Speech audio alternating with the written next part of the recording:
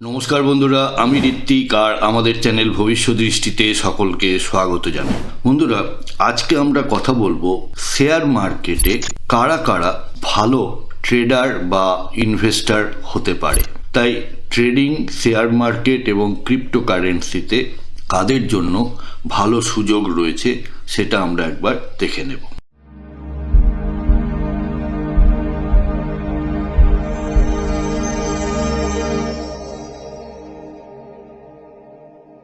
বন্ধুরা, আপনারা যারা যারা আমার চ্যানেলটি অলরেডি সাবস্ক্রাইব করেছেন তাদেরকে জানাই আমার অসংখ্য ধন্যবাদ ও কৃতজ্ঞতা। যারা এখনো সাবস্ক্রাইব করেননি তাদের কাছে আমার বিনীত আবেদন, চ্যানেলটি সাবস্ক্রাইব করুন এবং পাশে থাকুন। বন্ধুরা, আমরা আমাদের চারপাশে দেখি যে অনেকেই ট্রেডিং করে, কিন্তু ট্রেডিং করে লস করে। আবার একইভাবে ট্রেড করে কেউ সারা জীবন কাটিয়ে দিচ্ছে, তাদের সংসার চলছে, তাদের যাবতীয় শখ আহ্লাদ পূরণ করছে তাদের এই ট্রেডিং এর মাধ্যমে।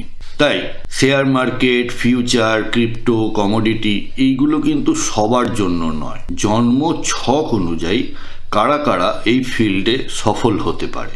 তাহলে আজকে আমরা যেগুলো নিয়ে আলোচনা করব সেগুলো হলো কোন গ্রহ ও কোন ঘর ট্রেডিংয়ের সাফল্যের যোগ দেয়, কারা ঝুঁকি নিতে পারে এবং ঝুঁকি নিয়ে সফল হয়, কাদের জন্য শুধুই লং টার্ম ইনভেস্টমেন্ট ভালো থাকবে এবং ট্রেডিংয়ের জন্য সঠিক সময় ও তার প্রতিকার। তাহলে চলুন জ্যোতিষভিত্তিক মূল ব্যাখ্যাতে যাই। ট্রেডিং, শেয়ার ও ক্রিপ্টো আসলে তিনটি জ্যোতিষীয় থিমের মিলন। প্রথম কথা হচ্ছে ট্রেডিং মানেই রিস্ক, আর রিস্ক মানেই আসছে রাহু।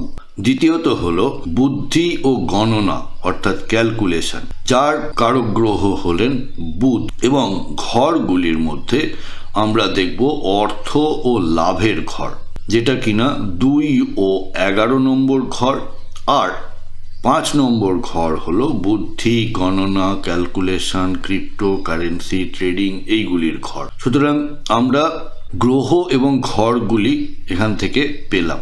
এবার দেখে নিই ক্রিপ্টোতে কারা বেশি যুক্ত হয়। যাদের রাহু 12তম ঘরে আছে তাদের জন্য গ্লোবাল ডিজিটাল লেনদেন, গ্লোবাল ডিজিটাল বলতে অর্থাৎ ক্রিপ্টোকারেন্সি এদের জন্য ভালো।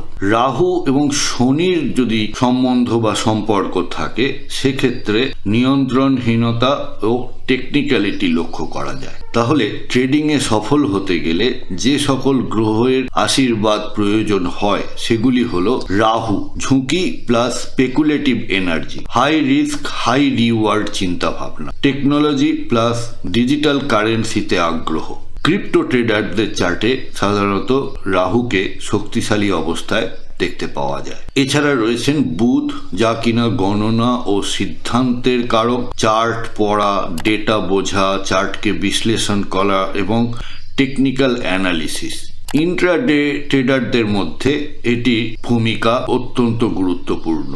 আর রয়েছে শনি, যা কিনা আপনার ধৈর্য এবং রুল বেসড অ্যাপ্রোচ অর্থাৎ ডিসিপ্লিনকে নির্দেশ করে। তাই ট্রেডিংয়ে লং টার্ম ডিসিপ্লিন ধরে রাখা এবং স্টপ লস ফলো করা, কনসিস্টেন্সি মেনটেন করা এবং স্ট্র্যাটেজি ওয়াইজ চলা, এর জন্য শনির সহায়তা প্রয়োজন। আর রয়েছেন বৃহস্পতিদেব, বুদ্ধিবৃত্তি ও আর্থিক বিবেচনা। লং টার্ম ইনভেস্টারদের জন্য এই বৃহস্পতির শুভ অবস্থান খুবই গুরুত্বপূর্ণ। সঠিক স্টক নির্বাচন এবং কম্পাউন্ডিং মানসিকতা। এছাড়া চন্দ্রের ভূমিকা রয়েছে, যা কিনা আমাদের ইমোশনকে কন্ট্রোল করে। চন্দ্র দুর্বল হলে ট্রেডাররা প্যানিক বা ওভার ট্রেড করে। কোনো একটা স্টক আপনি নিয়েছেন, এবারে একটুখানি বেড়েছে তো হঠাৎ আপনার মনের মধ্যে চঞ্চলতা শুরু হয়ে যায়, আর কি বাড়বে, আর কি বাড়বে, বেচে দেওয়াই ভালো। অল্প একটু লাভ নিয়ে আপনি হয়তো বিক্রি করে দিলেন। তো এই প্যানিক ড্রিভেন যে ট্রেডগুলো হয় সেখানে চন্দ্রের ইমোশনাল কন্ট্রোলটা খুব কাজ করতে দেখা যায়। এবারে হাউস ওয়াইজ যে অ্যানালিসিস সেটা আমরা দেখে নিই একবার। দ্বিতীয় ঘর হলো অর্থের ঘর। যখন আমরা প্রফিট বুক করি তখন তার ফাইনাল রেজাল্টটা আমাদের এই দ্বিতীয় ঘরেই আসে। পঞ্চম ঘর হলো স্পেকুলেশনের ঘর, যেখানে share, crypto, lottery, betting, gaming সব এখান থেকে দেখা যায়। আর অষ্টম ঘর হলো হঠাৎ লাভ বা ক্ষতির ঘর। এর জন্য ইন্ট্রাডে, ফিউচার বা অপশন ট্রেডিং এর জন্য এই ঘরের সহায়তা আপনার প্রয়োজন। আর রয়েছে 11তম ঘর, যা কিনা আপনার লাভকে নির্দেশ করে, আপনার উইশ ফুলফিলমেন্টকে নির্দেশ করে। তাই 11তম ঘর ভালো না থাকলে লং টার্ম প্রফিটেবিলিটি পাওয়া মুশকিল হয়ে যায়। 12তম ঘর আপনাকে সাহায্য করে বিদেশি বা অনলাইন লেনদেনের ক্ষেত্রে। তাই যাদের 12তম ঘর স্ট্রং থাকে তাদের ক্রিপ্টো, ফরেক্স এবং ইন্টারন্যাশনাল মার্কেটে কাজ করে প্রফিট করতে দেখা যায়। এবার ট্রেডিংয়ের জন্য শ্রেষ্ঠ যোগ সমূহ একবার দেখে নেব। ট্রেডিংয়ের জন্য যোগ রাহু প্লাস বুধ, রাহু এবং শনির যোগ, বুধ এবং শনির যোগ, বুধ এবং বৃহস্পতি। এখানে ট্রেড এবং ইনভেস্ট দুটোই প্রযোজ্য। এবার দেখে নিই ক্রিপ্টো এবং ফরেক্স যোগ, যেখানে রাহু 12তম ঘরের সঙ্গে যোগ রয়েছে, রাহু, শনি এবং অষ্টম ঘরের কানেকশন রয়েছে। আর হলো লং টার্ম ইনভেস্টমেন্ট, যেখানে বৃহস্পতির শক্তিশালী হওয়াটা খুবই প্রয়োজন। দ্বিতীয় বা 11তম ঘর এর জন্য শুভ হতে হবে। শনির সাপোর্ট চাই। এবারে আপনাদের জন্মছকে কোন মহাদশা ট্রেডিং এর জন্য শুভ? যে সকল মহাদশা শুভ সেগুলি হলো রাহুর মহাদশা, হাই রিস্ক হাই প্রফিট; বুধের মহাদশা, টেকনিক্যাল বিশ্লেষণে সাফল্য পেতে দেখা যায়; বৃহস্পতির মহাদশা, লং টার্ম এবং ডাইভার্সিফিকেশন; আর শনির মহাদশায় আপনারা ডিসিপ্লিনড হয়ে যাবেন এবং পোর্টফোলিও গ্রোথ দেখতে পাবেন। আর নেতিবাচক মহাদশাগুলি হলো চন্দ্রের মহাদশা, যা কিনা আপনাকে ইমোশনালি ড্রাইভ করবে। এই যে আমরা শেয়ার মার্কেটে দুটোই ফ্যাক্টর আপনাদেরকে ট্রেড করতে বাধ্য করায়, সেটা হলো গ্রিড অ্যান্ড ফিয়ার, অর্থাৎ লোভ এবং ভয়। এই লোভ এবং ভয় দুটোই কিন্তু ইমোশনালি আসে এবং চন্দ্রের থেকেই আসে। আর রয়েছে কেতুর মহাদশা, যা কিনা বিচ্ছিন্নতা ও অনিশ্চয়তাকে নির্দেশ করে। তাই এই দুটি মহাদশায় ট্রেড না করাই ভালো, আপনারা লং টার্ম ইনভেস্টমেন্ট করতে পারেন। এরপরে ট্রানজিটেরও একটা প্রভাব রয়েছে। গুরুত্বপূর্ণ যেসব গোচরগুলি আপনার ট্রেডিংয়ে সাপোর্ট করবে সেগুলি হলো বৃহস্পতির গোচর। বৃহস্পতি যদি 2, 5, 8, 11তে অবস্থান করে বা তার দৃষ্টি থাকে, সেখানে লাভ হতে দেখা যায়। শনির 5ম বা 11 ঘরে যদি অবস্থান বা দৃষ্টি থাকে, সেক্ষেত্রে স্থায়ী রিটার্ন পেতে দেখতে পাওয়া যায়। এবার দেখে নিই বাস্তব জীবনের প্রাসঙ্গিকতা। আজকের বাস্তবতা হলো 90% মানুষ গুজবে ট্রেড করে, অর্থাৎ তারা টিপস চায় যে কোনটা উঠবে কোনটা নামবে, নিজেরা অ্যানালিসিস করে না, চার্ট দেখে না। 80% মানুষ চাপে পড়ে সেল করে। 70% মানুষ রিস্ক টলারেন্স না বুঝেই ট্রেড করে। সবাই ট্রেডার নয়, অনেকেই ইনভেস্টার।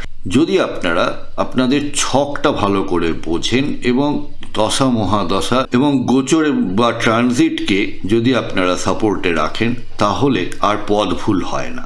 তাই ব্যবহারিক গাইডেন্স বা প্রতিকার হিসেবে বলতে পারি, বুধ দুর্বল হলে ট্রেড করবেন না, ইনভেস্ট করুন। রাহু যদি শক্তিশালী হয় তাহলে ক্রিপ্টো বা টেক সেক্টরে আপনারা ভালো কাজ করতে পারেন এবং প্রফিট করতে পারেন।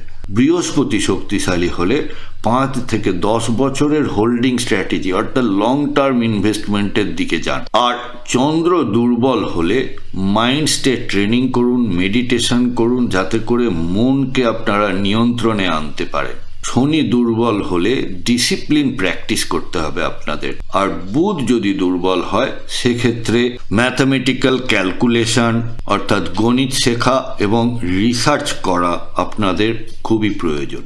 বন্ধুরা, আমাদের এই ডিসকাশনে কোনো পার্টিকুলার চার্ট ধরে বা গ্রহের অবস্থান ধরে কিন্তু কোনো কথা বলা হচ্ছে না। আপনার কোনো হাউসে যদি সমস্যায় থাকে বা জীবনে কোনো ধরনের সমস্যার সম্মুখীন হন, তাহলে আপনারা ভবিষ্যৎ দৃষ্টির সাথে যোগাযোগ করতে পারেন এবং আমাদের কাছ থেকে আপনারা কনসালটেশন নিতে পারেন। আপনাদের ন্যাটাল চার্ট বা গ্রহগত অবস্থান জন্মকালীন, তার সাথে দশা, অন্তর্দশা এবং আগামী দিনের যে ট্রানজিট ট্রানজিট এবং তার প্রভাব এই সব মিলিয়ে আপনারা একটি রেজাল্ট বা সলিউশন আমাদের থেকে পেতে পারেন। কন্ট্যাক্ট নাম্বার এবং ওয়েবসাইট এবং চেম্বারের অ্যাড্রেস সবই দেওয়া হলো, আপনারা সময় মতো যোগাযোগ করতে পারেন। তাহলে বন্ধুরা, শেষ করার আগে আরেকবার জন্ম ছক আপনাকে পরিষ্কার বলে দেবে যে আপনার জন্য কি ধরনের ট্রেডিং লাভজনক হতে পারে, কত দূর পর্যন্ত আপনি ইনভেস্ট করতে পারেন, কোথায় লস হবে, কখন এন্ট্রি ও এক্সিট নেবেন। বন্ধুরা, ভিডিওর বিষয়বস্তু যদি ভালো লেগে থাকে তাহলে অবশ্যই একটা লাইক করবেন এবং আত্মীয় স্বজন বন্ধু বান্ধবের সাথে শেয়ার করতে ভুলবেন না। সাথে থাকার জন্য অনেক ধন্যবাদ।